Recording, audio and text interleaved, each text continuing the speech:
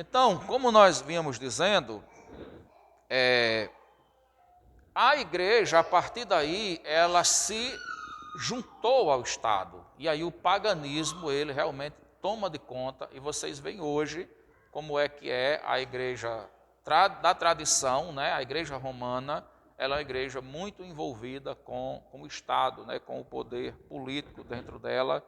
E aí a igreja, que nessa época, antes de Constantino, ela era perseguida, agora a igreja não é mais perseguida.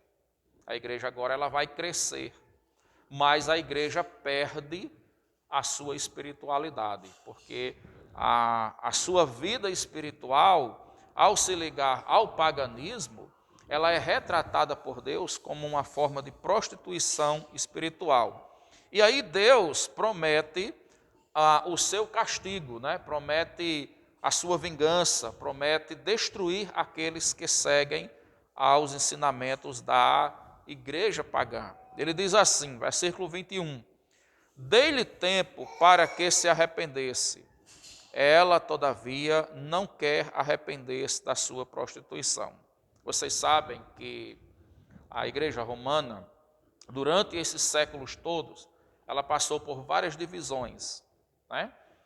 Mas ela não abandonou a questão da idolatria, a questão dos ídolos. Ela não quer abandonar isso. E aí o versículo de número 21 diz que Deus deu tempo para que a igreja se arrependesse. Muitas pessoas pensam que a primeira divisão que aconteceu na igreja romana foi a questão do protestantismo. Mas antes do protestantismo, teve a divisão da igreja ortodoxa, né? Justamente por causa da questão das imagens. Uma parte da igreja católica, quando ela começou ali, no início do quarto século, né, não existiam as imagens de escultura.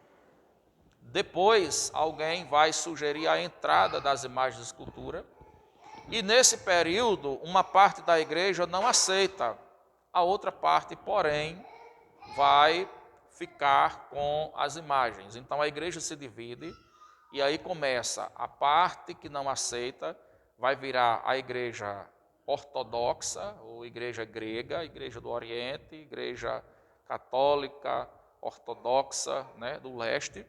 E a outra parte que fica com a sua liderança em Roma, que é a igreja católica apostólica romana, ou igreja do Ocidente, ela permanece com a questão das imagens de escultura. Muitos estudiosos da Bíblia vão aplicar esse versículo a esse período da igreja. Por quê? Porque ele diz assim, dê-lhe tempo para que se arrependesse. Ela, todavia, não quer arrepender-se da sua prostituição. E aí a prostituição aqui refere-se à entrada do paganismo dentro da igreja. No versículo de número 22, ele diz assim, eis que prostro de cama, bem como em grande tribulação os que com ela adulteram, caso não se arrependam das obras que ela incita, né? Então, ela incita a idolatria, ela incentiva o culto pagão. Na igreja de Tiatira, ou na cidade de Tiatira, melhor dizendo, havia um templo que era o templo do deus pagão Apolo, deus Apolo. Apolo é o deus Sol, né? Nas comunidades de Troia e Atenas, eles chamavam de Hélios, né? O deus Hélios, que é o mesmo deus Sol, ou Apolo, como ele era chamado ali em Tiatira, que aparece em outras literaturas do ocultismo como o deus Osíris, né? Você, quando assiste alguns filmes que falam sobre aquela cultura da Grécia, do Egito, da Babilônia, muitas vezes a gente ouve falar sobre o olho de Osíris.